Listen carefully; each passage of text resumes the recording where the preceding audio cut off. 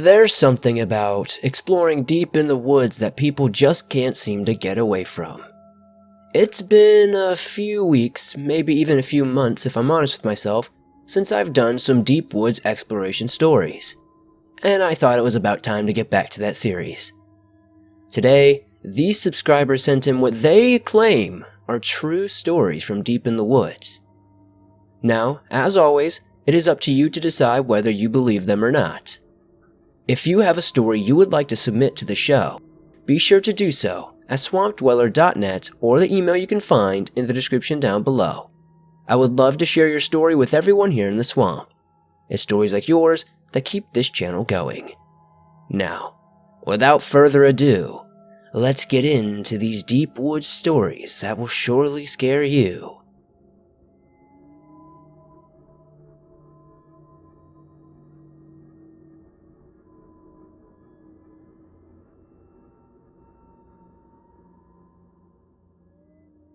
So this happened a couple of years ago when I was 13 years old. This was the second year my family allowed me to hunt by myself in my tree stand. I got up early in the morning, around 5:30, got dressed, and headed out the door with my .308 Ruger. My uncle dropped me off at my deer stand, which sat the furthest from our cabin. My two cousins were about a mile away from me, and my uncle was about 2 miles away. This was in the true backwoods of Arkansas, which is 20 miles from the nearest town. I sat in my stand, loaded my gun, and sat back and waited for some light to appear from the tree line. About 30 minutes in, the first bit of light began to creep its way into the forest. I started scanning the tree line looking for any movement. Then, all of a sudden, I started getting that feeling that someone was watching me.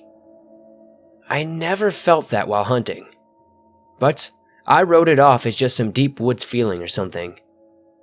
A little while later, the sun started to come up, and I could start seeing the forest fairly well, so I got ready because this is the time when the deer are the most active in Arkansas.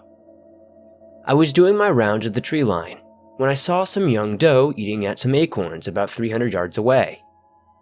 I scoped them in on my rifle, then watched their movement for a bit.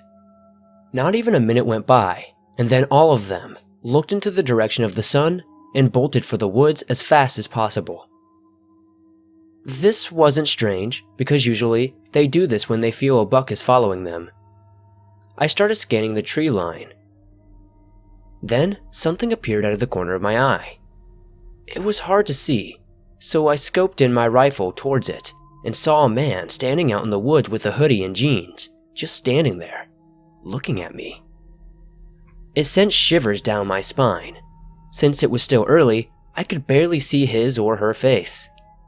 I was almost too afraid to move, and that's when I reached down from my phone and texted my uncle that there was someone in the woods. Again, this was 20 miles away from the nearest town, and there was little to no signal at all out there. Obviously, the text didn't go through, but I had to try at least. After about 10 minutes of just watching this person in the woods, I decided to make a run for it. I took the safety off my gun, opened my deer stand door, and looked for the person. But I couldn't find them. The man was gone. My instincts just kicked in, and I hauled butt down the trails and up a big hill to where my nearest cousin was. He was there and asked what the heck I was doing, and all I could say is that we need to leave now. He had a better signal, so he called my uncle and we rounded up the crew and set out for our cabin. Only when we were there, I was able to tell them what I saw. We called the police and about an hour later they showed up and we got on our four-wheelers and searched the property, but we found nothing. They said to tell them if we saw whoever it was again. It would have been very nice if the story ended there. Sadly though, it doesn't. In the middle of the night, I woke up and had the same feeling I had in that deer stand. I had a sudden urge to use the bathroom, so I opened the door to our cabin and stepped outside to relieve myself. When I was walking back to our cabin, I heard a twig snap from the woods. This made me stop dead in my tracks and scan the tree line. Dead silence. I started walking again, and then out of the blue, a rock came flying at me and landed about 3 feet away. This time, I didn't look. All I did was run to my cabin, lock the door, and grab my gun. My uncle heard me and asked what was happening. I explained what happened to him, and reluctantly, we packed our things and left. About a week later, we got called by the police station from our hunting area. They explained that they found a man living in a tent near a stream that was very close to our property. At this point, my uncle went outside to talk to them about what I thought was a report or something. I was wrong. My uncle told me this about a year ago. He said the man on our property was there trying to evade arrest for some domestic abuse charges and was found guilty of raping a young boy out in the woods about 5 miles away from our land. This still gives me the creeps today, and when I'm hunting nowadays, I always keep a closer lookout and trust my gut feelings.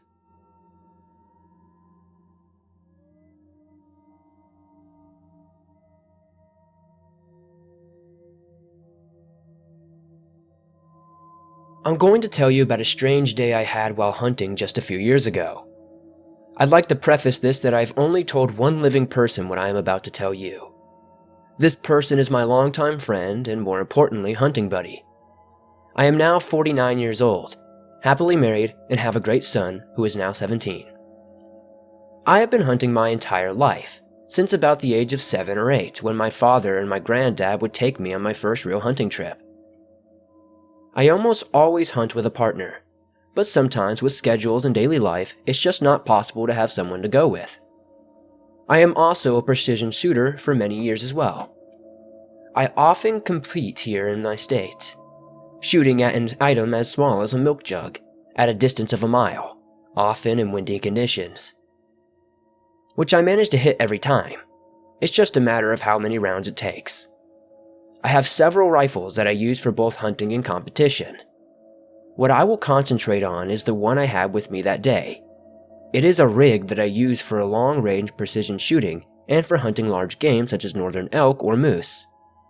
These animals can grow to be quite large and require a large round to adequately and humanely neutralize. The equipment type is more important because of the quality and meticulous way I maintain it. There is no question about its working condition. The rifle I had that day is an Accuracy International AXMC 338 Lapua Magnum. As far as rifles go, there really is no better out there. The glass scope I have mounted on it is just as important. It's a Schmidt & Bender LP2 5x25x56 with an MSR reticle. I also use a suppressor with this rifle, as the concussion wave that is created from the muzzle blast can be extremely loud, but decreasing the decibel level can allow me to get off a secondary if my shot is errant in any way. I was hunting in Teton, which is a place I have hunted several times before, both alone and with a partner. It is a wild and rugged place that requires you know what you are doing or you will quickly find yourself in serious trouble. This was one of those times I was referring to, when I was forced to head out by myself as my usual partner was busy with family matters and work.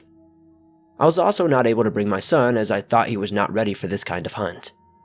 He was a fairly experienced hunter at the time, but was only around 12 at the time. My wife and I decided that this was a bit much for him. I arrived at my entry point early on Friday morning in late summer. The hike was around 4 to 6 hours through some pretty heavy brush to get to my favorite perch.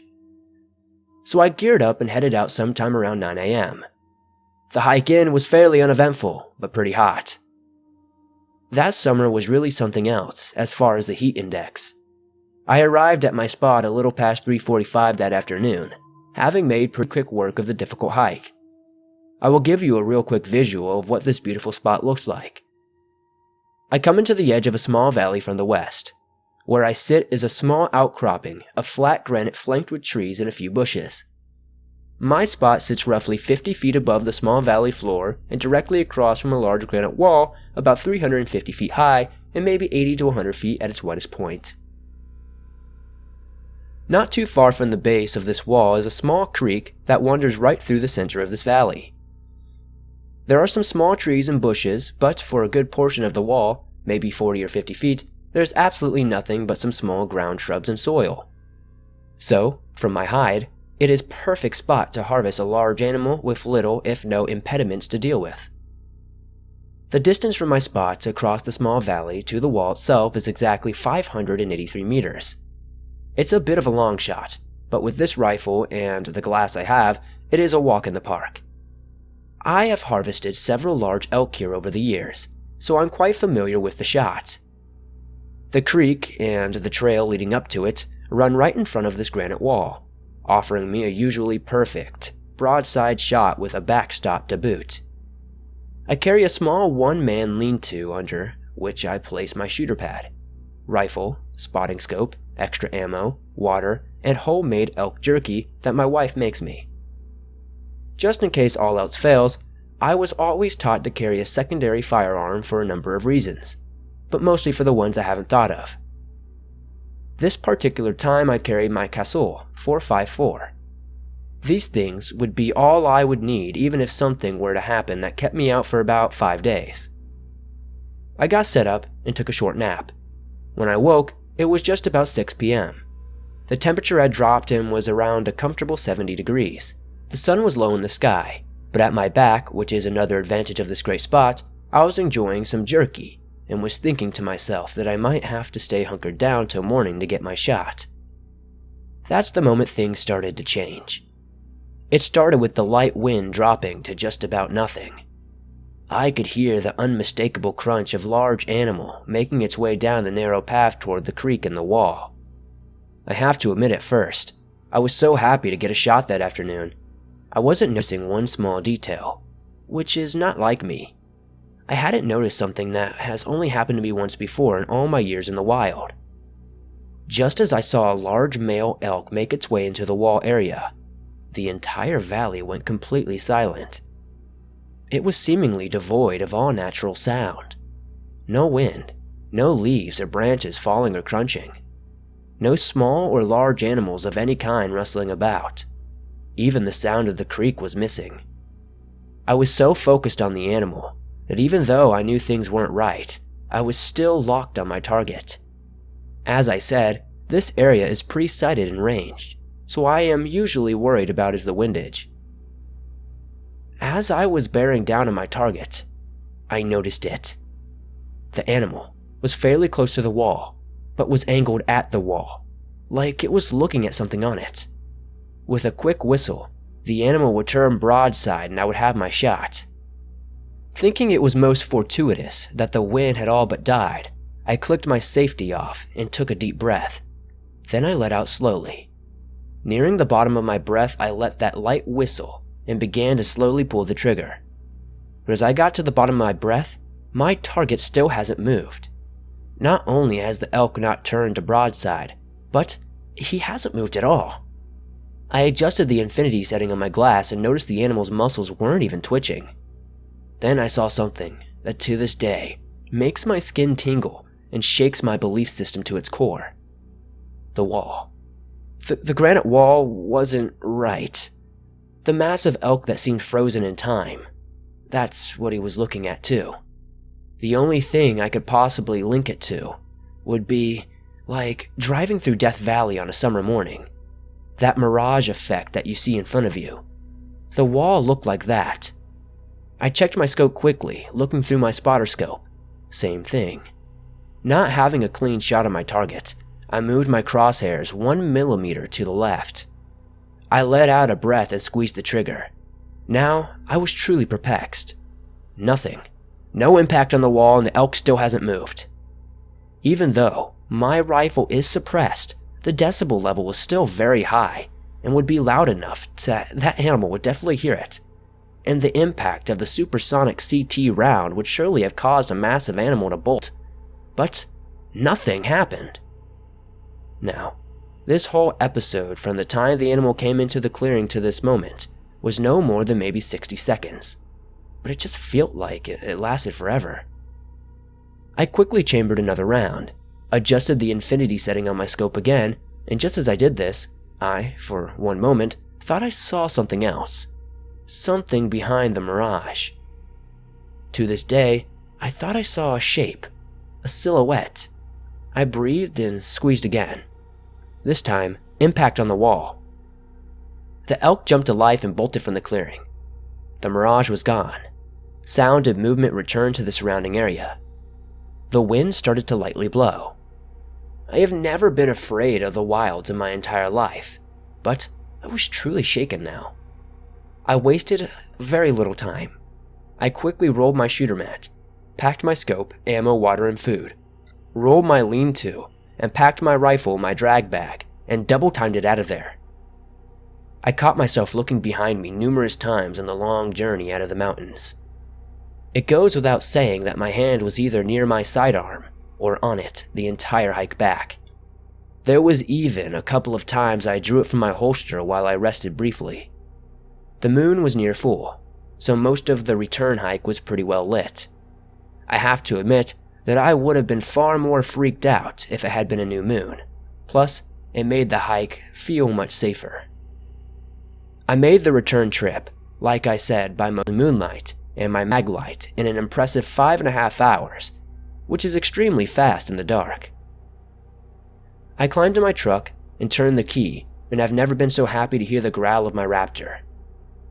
The clock read 12:14 a.m. as I reversed and turned for the hollow road. When I was sure I made it to the state highway, I called my wife and tell her I was on my way home. Then, I had suddenly started feeling ill. It's been about 5 years and I still haven't returned to that place. I have never since gone out alone either.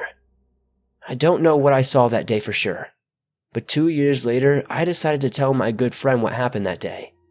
When I finished, he was silent. I asked him, "You know I'm not crazy, right?" He simply replied, "I've known you for 35 years, and I have never known you to misrepresent anything. I have a new book, and I want you to read it cover to cover." The book was a book by a guy who studies missing people.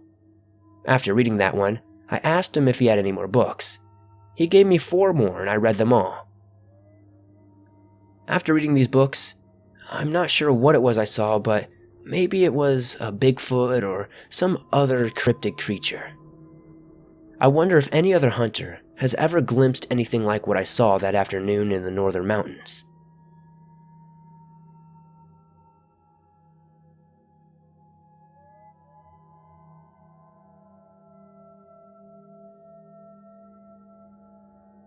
I am a 12-year-old male, and for the last 9 months, I have been told about some weird experiences, from a man communicating with animals, to weird coincidences that kind of coincide.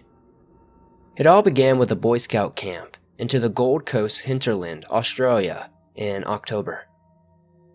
We were orienteering, and as we walked with our dogs, we began to hear crunching, as if we were being followed. We just brushed it off, that maybe it was just dogs. We sat down for a break, and I looked around and saw a man hunched behind a tree 10 meters away. I showed the adults and scouts when suddenly the dogs ran over and sat next to him. We ran away, and that was the end of that. The second encounter wasn't until April this year. It was in Tasmania.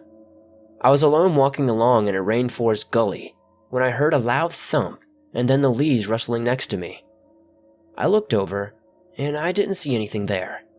So I started to speed walk, and as I did, the leaves continued to rustle. Something was definitely following me. I kept looking over my shoulder, but nothing was there. I started to run faster, and now, as I did that, the leaves began rustling even more quickly. Whatever was out there was chasing me.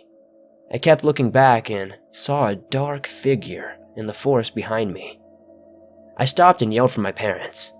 I could hear them screaming my name, but they were somehow above me, and I was in a gully. How had I gotten off track? The latest incident happened a few weeks ago. I was sitting in my room, with the window closed, and heard my name being called. I didn't think anything of it at first, until it became apparent that it was a woman's voice screaming bloody murder in my name. Is it just stalkers or some kind of cryptid? Please help me.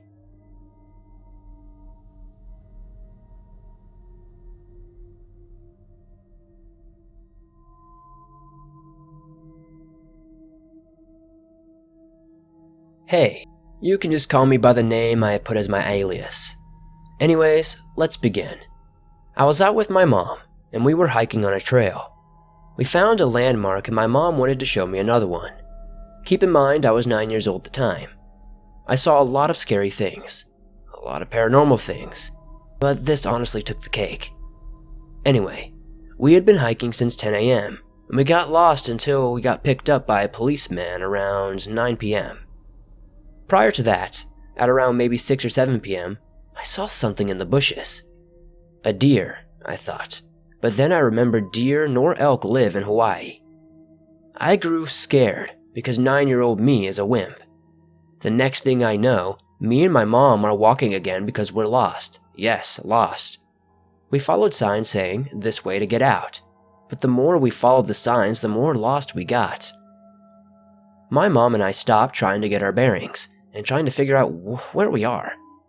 That's when I hear a crunching sound like bones breaking or big sticks being broken. My mom and I walked away, and then maybe another half-mile away, I hear a terrifying shriek come from the spot we were in. 10 to 15 minutes later, I see something behind my mom. A large, terrifying creature. It was on all fours, and it had this rotting smell to it. It was skinny and wrinkled, and it had small patches of fur on it, like it was mangy. Also, it looked as if it hasn't eaten in months, and looked to be at least 6 foot tall, when on all fours. I'm guessing it was about 8 to 9 feet when it stood up. I started stuttering, when whispering to my mom saying, There's something behind you. She told me not to look at it, and was probably my imagination because she also knew I was scared of the dark. Naturally, I continued to look, and the next thing I know, the ugly creature looks our way. It had a skull-like face, and there were black holes where the eyes were supposed to be. It also had cuts in the skull for a nose.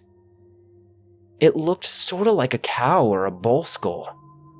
The thing that also caught my eye was it had deer-like antlers, and its feet were sort of like hooves.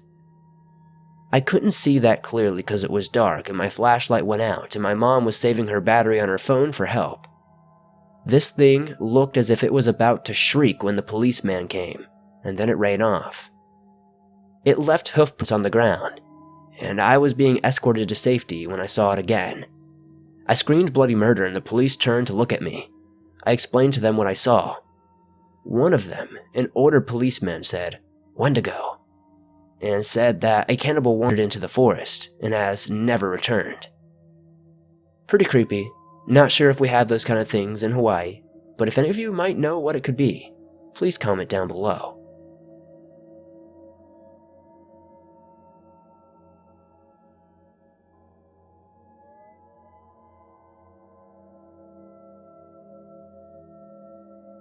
My twin brother, Kay, and I grew up on the east coast of Australia, not far south from Brisbane.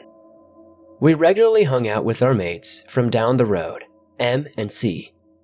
Their family were the caretakers of 40 acres of land, most of which were mangroves and swampy bushland. We did heaps of things on that property. We rode motorbikes, shot films, burned stuff, and play some after-hours games like the Spotlight and a commando bush version of hiding and seeking. The following happened in October of 2018. It was nearly 11 p.m. one night, while we were playing this game on the motorbike track in surrounding forest of M's property. There was a few of us this time, including myself, my twin brother, an old friend S, whom we haven't seen in years, M, C, and a bunch of their mates. It was a warm, moonlit night, and visibility was pretty high without any torches. After a few easy rounds of following the giggling and stomping in the bush, it was finally my turn to be the hunter. I squatted on the ground and waited for everyone to hide, listening carefully as I did. I noted that a few people went into the bush while most of them ran up the track towards the house. I thought it best to follow the group who chose the bush path. After silently stalking the people in a clearing, I lost sight of them. I stood there for some time, trying to get my bearings. My brother whistled at me. He'd been hiding in some bushes just next to the trail. Laughing, he explained how he was getting tired of sitting in the spider webs. I suggested that he would take the folks that went up to the house while I went after the ones in the forest, as I could hear their voices. He looked confused and informed me that there was no one else there. I shrugged it off and told him that I could literally hear the giggling deeper in the trees. Thinking it was some of our younger friends, I began walking through the shrubs. I noticed a foul stench, probably the swamp, I thought. I followed the voices deeper and deeper into the bush. The ground was turning muddy, and the trees turned into swampy reeds and mangroves. The childish giggles were leading me deeper and deeper into the marsh. I thought to myself, how strange the voices seemed to be carried on the wind. As if the people I was pursuing were moving silently, much faster than I could.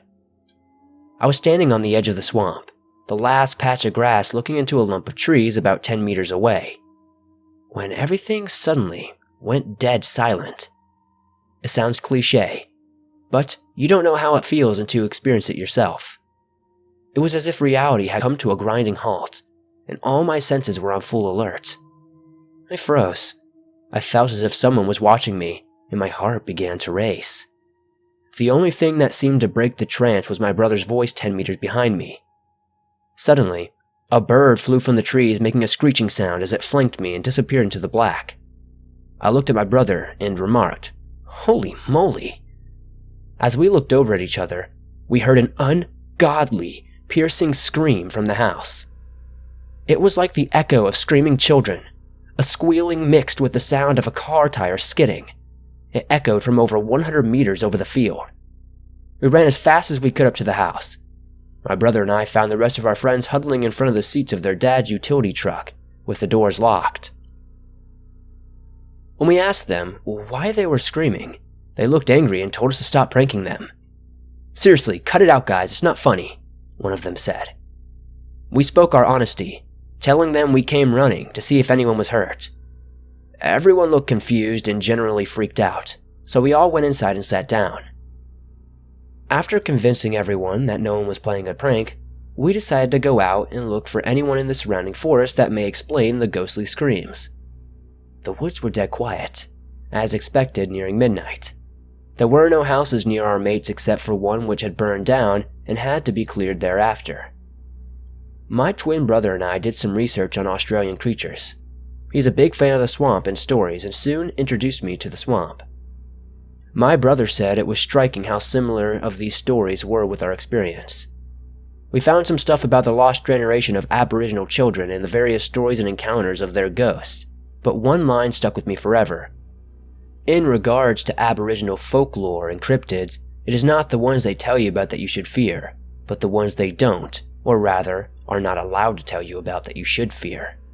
If anybody has any ideas what this could have been and what we saw that night, please let me know in the comments down below. And thank you, Swamp, for giving me a platform to share my story.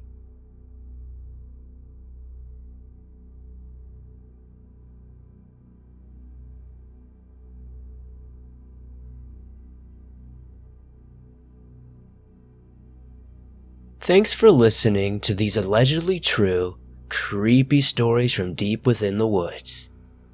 Most of these seem to be hunting stories, and to be honest, I've never hunted myself, but I have a lot of family that does. If you guys are interested, I would love to do a video just on hunting stories again, but from hunting stories from my family. If you would like to hear that, let me know in the comments down below. As always, if you enjoyed these stories, please hit that like button as it helps me out a ton. The more likes this video gets, the more YouTube promotes it to our subscribers and new subscribers. If you haven't subscribed yet and you haven't joined the swamp, what are you waiting for? Hit that subscribe button and turn on notifications to never miss a new video. I upload them almost every single day of the week, on all things natural and supernatural. If you guys don't know, you can download all your favorite scary stories from the swamp on iTunes, Spotify, Google Podcasts, and pretty much every other podcast website.